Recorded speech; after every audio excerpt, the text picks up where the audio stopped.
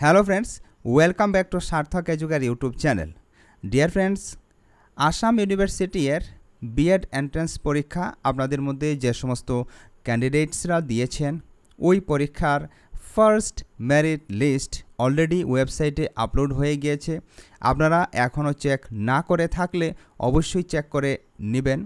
আপনাদের সুবিধার্থে এই ভিডিও ডেসক্রিপশনে আমরা লিঙ্ক দিয়ে রেখেছি। এই লিঙ্কে ক্লিক করে আপনি ডাইরেক্ট আসাম ইউনিভার্সিটি এর অফিসিয়াল ওয়েবসাইটে চলে যেতে পারেন এবং ওখানে গিয়ে আপনি মেরিট লিস্ট ডাউনলোড করতে পারেন নিজের পিসি, নিজের ল্যাপটপ, নিজের ফোন, নিজের ট্যাবলেটে। এবার দেখুন, যাদের ফার্স্ট মেরিট লিস্টে নাম এসেছে তাদের মধ্যে অনেকের কিন্তু একের চেয়ে বেশি বিএড কলেজের মেরিট লিস্টে নাম এসেছে। এবার আপনাদের অ্যাডমিশন প্রসেসটা কেমন হবে দেখুন। যাদের ফার্স্ট মেরিট লিস্টে একের চেয়ে বেশি বিএড কলেজে নাম এসেছে তাহাদের যে কোনো এক বিএড কলেজ সিলেক্ট করতে হবে। এটা যে কলেজ আপনি সিলেক্ট করতে ইচ্ছুক থাকবেন সেই কলেজে গিয়ে আপনি অ্যাডমিশন প্রসেস কমপ্লিট করবেন 12 সেপ্টেম্বর থেকে 17 সেপ্টেম্বর তারিখের মধ্যে। তারপর আপনাদের সেকেন্ড মেরিট লিস্ট প্রকাশ হবে।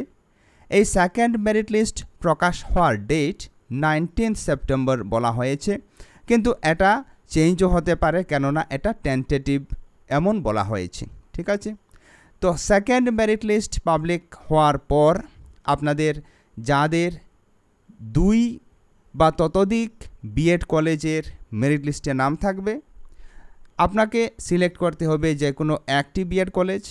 ওই বিএড কলেজে আপনি অ্যাডমিশনের জন্য যাবেন। আপনি নিজের টেস্টিমোনিয়ালস অর্থাৎ নিজের ডকুমেন্ট সাবমিট করবেন।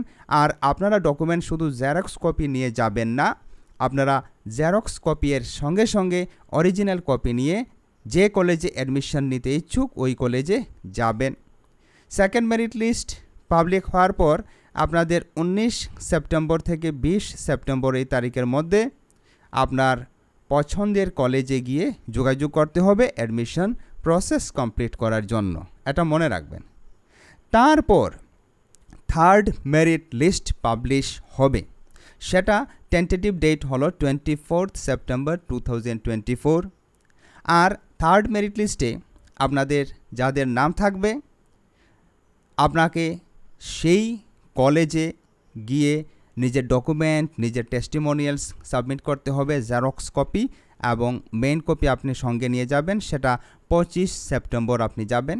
কেননা দেখুন, ফার্স্ট মেরিট লিস্টে অনেকের একের চেয়ে বেশি বিএড কলেজে নাম থাকবে, সেকেন্ড মেরিট লিস্টে সেটা কিছু কম হয়ে যাবে, আর থার্ড মেরিট লিস্টে কম হয়ে যাবে, একদম শেষ হয়ে যাবে। কেননা আপনাদেরকে অ্যাডমিশন দেওয়া হবে শুধু এক কলেজে, ঠিক আছে।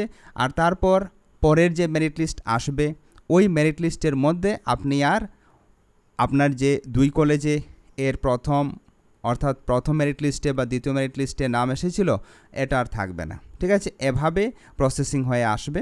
ঠিক আছে, এবার দেখুন, আপনাদের মধ্যে অনেকেই প্রশ্ন করেছেন যে আমার স্কোর কত হলো, এটা তো আমি জানতে পারলাম না। দেখুন, এখানে মেরিট লিস্টকে আপনি যদি অবজার্ভ করেন তখন আপনি দেখবেন এখানে আপনার পজিশন দেওয়া হয়েছে, অর্থাৎ আপনি কত নম্বর পেয়েছেন এটা কিন্তু ইউনিভার্সিটি অ্যানাউন্স করেনি, আপনার পজিশন শুধুমাত্র বলে দিয়েছে। এখানে দেখুন, করিমগঞ্জ ডিস্ট্রিক্টের যে ডায়ার সেন্টার, এই ডায়ার সেন্টারের যে ফার্স্ট রাউন্ড অ্যাডমিশন লিস্ট বা মেরিট লিস্ট এটা এখানে আমি আপনাদের জন্য শো করছি। এখানে দেখুন, এই যে সিরিয়াল নাম্বার 1-এর যে ক্যান্ডিডেট আছেন ওনাকে দেখুন, ওনার যে কমন মেরিট পজিশন এটা এখানে দেওয়া আছে।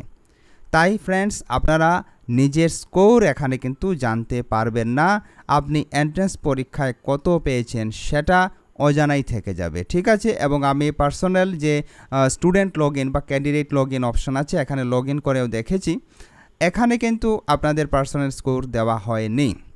পরবর্তী সময় যদি সেটা অ্যানাউন্স করা হয়, আপলোড করা হয়, তাহলে আপনারা পেয়ে যাবেন। কিন্তু বর্তমানে যে মেরিট লিস্ট আপনাদের জন্য প্রকাশ করা হয়েছে এই মেরিট লিস্টে শুধুমাত্র আপনি নিজের কমন মেরিট পজিশনটা জানতে পারবেন, নিজের নম্বর জানতে পারবেন না। ঠিক আছে, এবার দেখুন, অনেকের প্রশ্ন রয়েছে যে আমার কমন মেরিট লিস্টে নাম রয়েছে, আমি কি অ্যাডমিশন পেয়ে যাব ডায়ার সেন্টারে?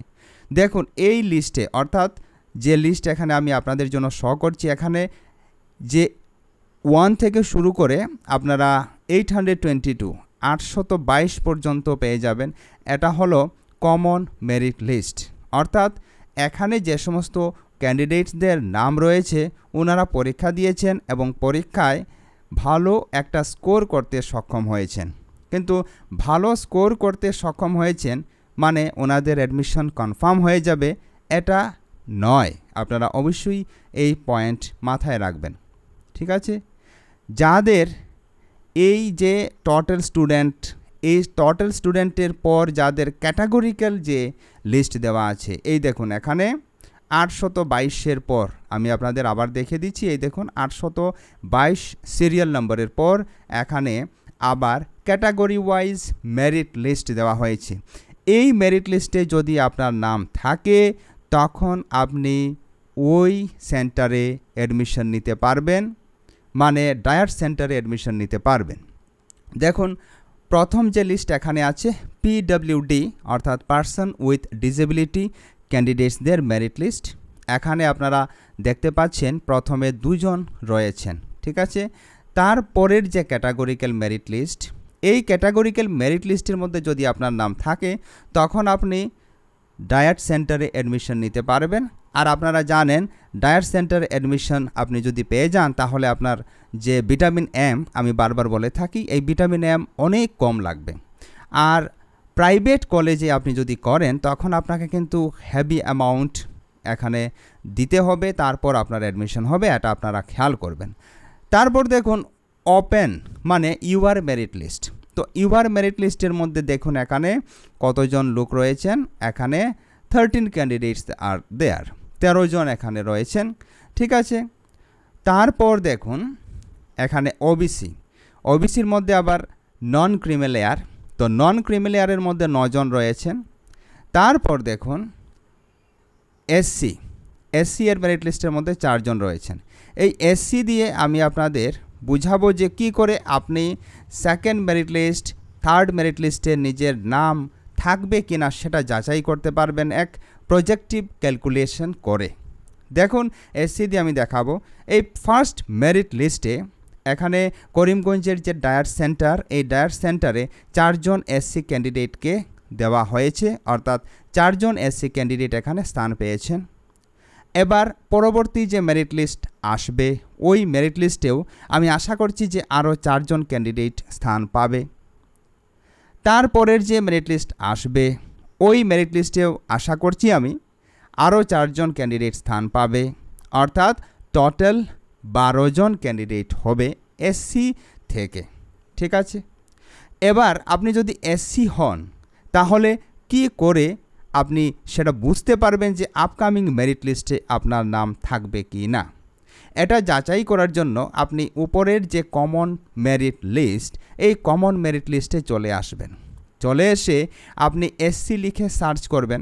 এসসি লিখে সার্চ করার পর আপনি যে এসসি ক্যান্ডিডেটস পাবেন ওই এসসি ক্যান্ডিডেটসদের একদম সিরিয়ালি, অর্থাৎ আপনি অ্যাসেন্ডিং অর্ডারে কম থেকে বেশি পর্যন্ত আপনি ওদের নাম একবার চেক করে নেবেন। সেটা চেক করে নেওয়ার পর আপনি কজন স্টুডেন্ট হলো, তারপর আপনার পজিশন কত সেটা যাচাই করবেন। এভাবে করে আপনি অনুমান পেয়ে যাবেন যে আপকামিং মেরিট লিস্টে আপনার নাম থাকবে কি না। ঠিক একই ফর্মুলা অ্যাপ্লাই করবেন ওবিসি, ক্রিমিলেয়ার, নন ক্রিমিলেয়ার এ ধরনের candidate, general candidate, ST candidate. আপনাদেরও নিজের যে পজিশন এর উপরের যে সমস্ত লোক রয়েছে, ক্যান্ডিডেট রয়েছেন, ওনাদের আপনি স্কোর দেখবেন, পজিশন দেখবেন। তারপর এভাবে আপনি যাচাই করতে পারবেন যে আপনার নাম আসবে কি না। আর প্রাইভেট কলেজে আপনারা অ্যাডমিশন নিতে পারেন। প্রাইভেট কলেজে আপনাদের কিছুটা ফিস বেশি আছে, এটাই মনে রাখবেন। তো ফ্রেন্ডস, আশা করি আমি আপনাদের কোয়ারিজ ক্লিয়ার করতে সক্ষম হয়েছি। আজকের ভিডিও এ পর্যন্তই। পরবর্তী ভিডিওতে অন্য টপিক নিয়ে আলোচনা করব। ততক্ষণ পর্যন্ত আপনারা সুস্থ থাকুন, সুস্থ রাখুন। জয় হিন্দ।